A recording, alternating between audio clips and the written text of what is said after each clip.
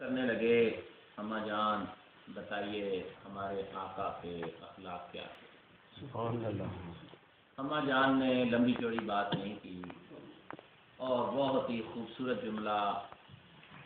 جو نہ صرف تاریخ کی کتابوں میں بلکہ ایک محقق یورپ کے گزرے ہیں جن کا نام ہے ڈاکٹر ڈگلس ہرڈ، ہماری اما جان کا یہ مقولہ ان کی کتاب کے سر ورق پر لکھا ہوا ہے۔ فرمایا کانا خلق القرآن، آقا کے اخلاق کیا پوچھتے ہو، کیا تو نے قرآن نہیں پڑھا؟ سارا قرآن میرے مصطفیٰ کے اخلاق کا سبحان اللہ، سبحان اللہ۔ جو قرآن میں اترتا رہا مصطفیٰ کریم سراپا عمل بن کر اس کو فرماتے رہے۔ میں آج درس حدیث شریف کے لیے تیاری کر رہا تھا فجر کی نماز کے بعد، تو ایک حدیث شریف میری نظر سے گزری اور وہ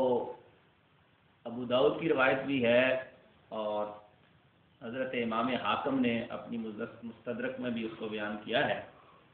بڑی پیاری حدیث ہے۔ وہ فرماتے ہیں حضرت عبداللہ ابن مسعود رضی اللہ تعالیٰ عنہ کہ ہم رسول اللہ صلی اللہ علیہ وسلم کی بارگاہ میں بیٹھے ہوئے تھے کہ اچانک، اور یہ چیز بھی ذہن میں آپ رکھ لیں کہ حضور کے دربار شریف جب لگتا تھا کوئی دربان مقرر نہیں ہوتا تھا، کسی کو کسی سے اجازت لے کر پرچی بنا کر فون پہ اپوائنٹمنٹ بنوانے کی ضرورت نہیں ہوتی تھی۔ آقا کے دربار کے آگے پردہ بھی کیوں نہیں لگا ہوتا تھا؟ ہاں، پردہ ایک ہی تھا جو نور کا تھا، اور کوئی پردہ نہیں تھا، اور سرکار دو عالم صلی اللہ علیہ وسلم کی بارگاہ میں آنے والا بے دھڑک آ جاتا۔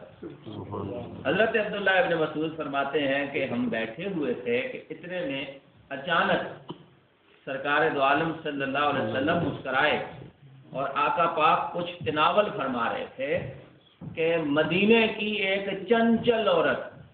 وہ عورت جو باتونی تھی، وہ عورت جو فاحش گوئی میں اپنا ثانی نہیں رکھتی تھی کوئی، وہ اچانک حضور کے دروازے پہ آ گئی۔ فرماتے ہیں کہ میرا دل ہل کے رہ گیا کہ یہ سرکار سے کوئی بدتمیزی نہ کر جائے، اور ہوا وہی جس کا ان کو ڈر تھا۔ حضور جو کھا رہے تھے اس نے باہر سے حضور کو مسکرا کر دیکھ کر کہا کہ اے محمد صلی اللہ علیہ وسلم، یہ جو نوالا آپ کھا رہے ہیں مجھے دے دیں۔ حضور نے ایک اور توڑا اور اس کے لیے بھیجا، تو کہنے لگے نہیں، وہ جو آپ کے منہ میں تھا وہ نوالا چاہیے۔ اللہ اکبر۔ سرکار دو عالم صلی اللہ علیہ وسلم کا تو وہ دربار ہے، میں نے پچھلی حدیث میں آپ کو بتایا تھا پچھلے درس میں کہ ایک لفظ ہے جو حضور کے منہ پہ کبھی نہیں آیا اور وہ نہ ہے۔ کسی کو آقا نے نہ نہیں فرمایا۔ آقا نے وہی لعاب دہن، وہ لعاب دہن جس کی گھٹی حضرت امام حسن امام حسین کو ملی، اور اس گھٹی کی ایسی لاج رکھی کہ نیزے پر کٹے ہوئے سر نے بھی قرآن سنایا۔ تیروں کی چھاؤں میں اور بھالوں کے اور نیزوں کے گھاؤ میں آپ نے نماز جمعہ بھی نہ چھوڑی۔ وہ لعاب دہن لگا ہوا اس عورت کو دیا گیا۔ حضرت عبداللہ ابن مسعود ہی کی روایت ہے، فرماتے ہیں اللہ کی عزت کی قسم، جس دن سے اس مائی نے، اس عورت نے مصطفیٰ کریم کے لعاب دہن والا نوالا کھایا تھا، میں نے مدینے میں اس سے زیادہ شرمسار عورت، اس سے زیادہ پاکیزہ اور طہارت والی عورت مدینے میں کوئی اور نہیں۔ اس کی گفتگو میں، اس کی متانت میں، اس کے وقار میں، اس کے چلنے میں، اس کے بیٹھنے میں، اس کے اٹھنے میں مدینے میں کوئی اور عورت اس کے ثانی نظر نہیں آتی۔ وہ ایک لعاب دہن کا کیا تو اس نے مذاق تھا مصطفیٰ سے، لیکن یہاں پر یہ حدیث میں ضمن میں کوٹ کر رہا ہوں کہ اخلاق کریمانہ کیا تھے۔ آج اپنے اوپر ذرا اس بات کو قیاس کر لیں کہ ہم سے کوئی ایسا، خاص کر میرے جیسے خشکے سے کوئی آ کے، وہ بھی آپ سارے بیٹھے ہوں درس دے رہا ہوں اور ایک عورت باہر سے آ کے کوئی گوری کہہ دے کہ شاہ جی یہ جو آپ کچھ کھا رہے ہیں مجھے دے دے، تو میں تو ابھی میری بےزتی ہو گئی ہے، یہ کیسا کام کر رہی ہے۔ نمازی تو مجھے لالا جی دوسرے دن کہے کہ شاہ جی مسلح چھوڑو نا، ادھر کیا کر رہے ہو، یہ کیا ہو رہا ہے؟ تو کہنے کا مقصد یہ ہے کہ ہم اپنے اوپر کس طرح لیں گے اس بات کو، لیکن سرکار کو دیکھیں نا، اسی لیے ساری کائنات کے لیے رب نے ان کو رحمت بنا کر بھیجا۔ اپنوں کے لیے بھی ہے مصطفیٰ، غیروں کے لیے بھی ہے۔ بلکہ ہمارے دادا مرشد حضور قبلہ مرشد ثانی سرکار ایک دفعہ درس حدیث بیان فرما رہے تھے، آپ نے یہ حدیث ہم نے بھی بہت دفعہ پڑھی، لیکن جس طرح انہوں نے بیان کی، عجیب ہی اس کا مزہ تھا۔ فرمایا کہ حضور علیہ الصلوۃ والسلام ایک دن، وہ اگلی حدیث آ رہی ہے کہ حضور علیہ الصلوۃ والسلام سے ایک کافر تھا جو جماعت زید بن ثابت کے پاس ایک آئی اور انہوں نے آ کر کہا کہ رسول اللہ سے جا کر کہو کہ یہ جھوٹا حضور کی طرف کوئی باتیں منسوب کر رہا ہے، حضور اس کے لیے بد دعا فرمائیں۔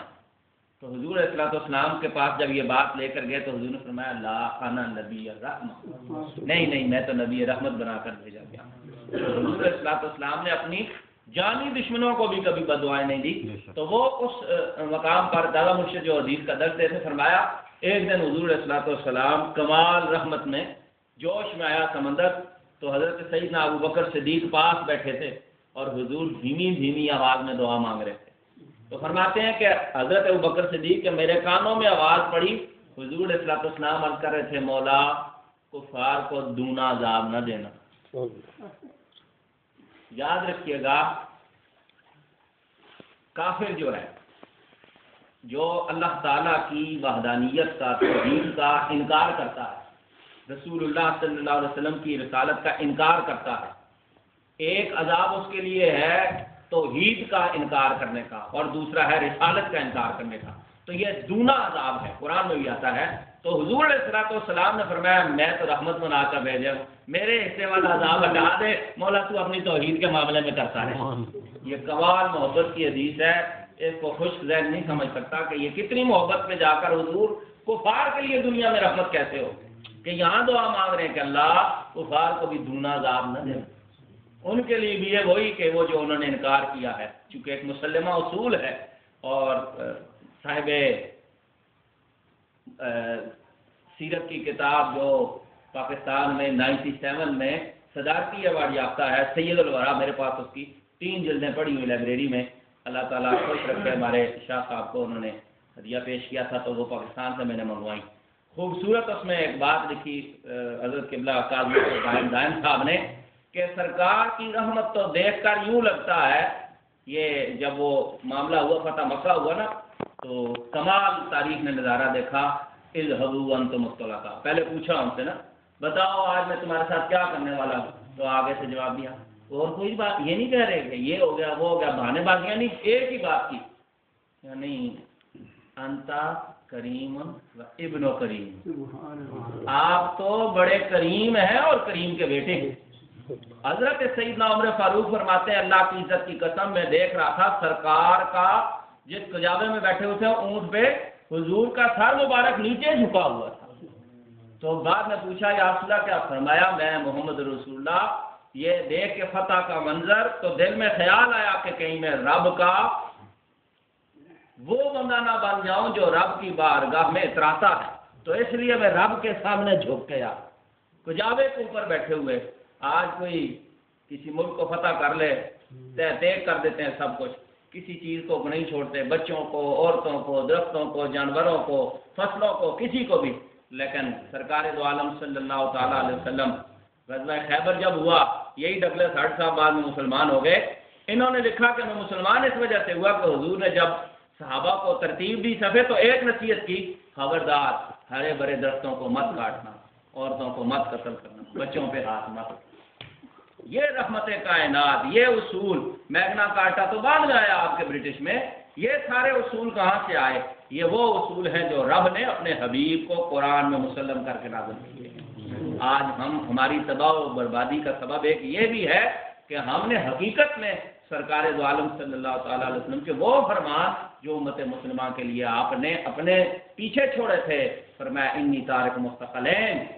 کتاب اللہ و عطرتی، ہم نے کتاب کو بھی چھوڑ دیا، عطرت کا تو نام ہی ختم کر دیا، کہتے ہیں وہ کربلا میں تھے مر گیا پیچھے راہی کوئی نہیں، حالانکہ قرآن سورہ کوثر اس بات پر بین ثبوت ہے تو فرمایا ان شانک الابتر، حبیب پیارے تیرا دشمن ہی دم کٹا رہے گا، اس کا نام لیوا کوئی نہیں رہے گا، تیری نسل پاک میں ہے بچہ بچہ نور کا، تو ہے عین نور تیرا سب گرانا نور کا۔ تو یہ کوثر کا فیض تو قیامت تک جاری و ساری رہے گا۔ حضور علیہ الصلوۃ والسلام کے اخلاق کریمانہ ایسے ہیں کہ آپ کے پاس اگر کوئی غیر بھی آیا تو حضور نے اس کے ساتھ وہ پیار، وہ شفقت، وہ محبت فرمائی کہ وہ غیر نہیں، پھر وہ اپنا بن گئے،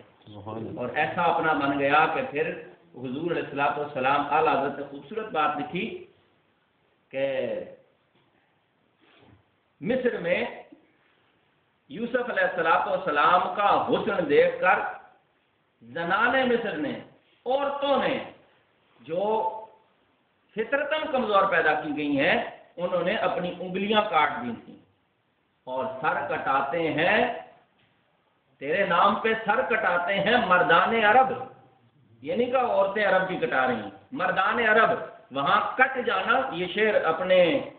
معنوی لحاظ سے بڑا ایک اس کے اندر بڑی جاذبیت پائی جاتی ہے کہ ایک طرف شعر میں یہ ہے کہ مجبوراً ایسے ہی یعنی ارادتاً نہیں ویسے ہی کٹ گئی، اور دوسری طرف ارادتاً گردنیں کٹوا رہے ہیں جا کے، کس لیے کہ سرکار دو عالم صلی اللہ علیہ وسلم کا نہ صرف حسن دیکھا بلکہ آپ کے وہ اعمال صالحہ بھی دیکھ لیے، وہ اسوہ کامل بھی دیکھ لیا کہ جس پر وہ اپنی جانوں کو تن من دھن سے قربان کرنے کے لیے تیار ہو گئے۔ آج کی آخری حدیث شریف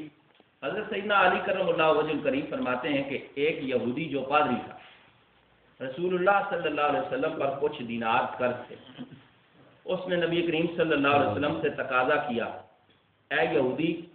اس نے آ کر جب حضور سے کہا، حضور نے فرمایا اے یہودی میرے پاس تو کچھ نہیں کہ میں تجھے دوں، وہ بولا کہ میں اس وقت تک نہیں چھوڑوں گا جب تک آپ میرا قرضہ نہیں دیں گے، حالانکہ کچھ دن رہتے تھے جو معاہدہ ہوا تھا۔ تو رسول اللہ صلی اللہ علیہ وسلم مسکرائے اور فرمایا صاحب میں تیرے ساتھ ہی بیٹھوں گا۔ آپ اس کے ساتھ بیٹھ گئے اور ظہر کی نماز ہوئی تو آپ نے یہودی سے کہا کہ ظہر کی نماز کا وقت میں پڑھ سکتا ہوں؟ اس نے کہا پڑھ لو۔ عصر کی نماز ہوئی، آپ نے پوچھا تو اس نے کہا پڑھ لو۔ مغرب کی نماز ہوئی تو اس نے کہا پڑھ لو۔ عشاء کی نماز ہوئی تو اس نے کہا پڑھ لو۔ فجر کی نماز ہوئی تو اس نے کہا پڑھ لو۔ اس دوران صحابہ کرام آئے اور اس کو آنکھوں ہی آنکھوں میں ڈرانا دھمکانا شروع کر دیا۔ 5 نمازیں سرکار کی ادھر ہی ہو گئیں، تو عشق تھا ان کا، اچھا کر رہے تھے وہ بھی، لیکن ہوا کیا عجیب معاملہ ہوا۔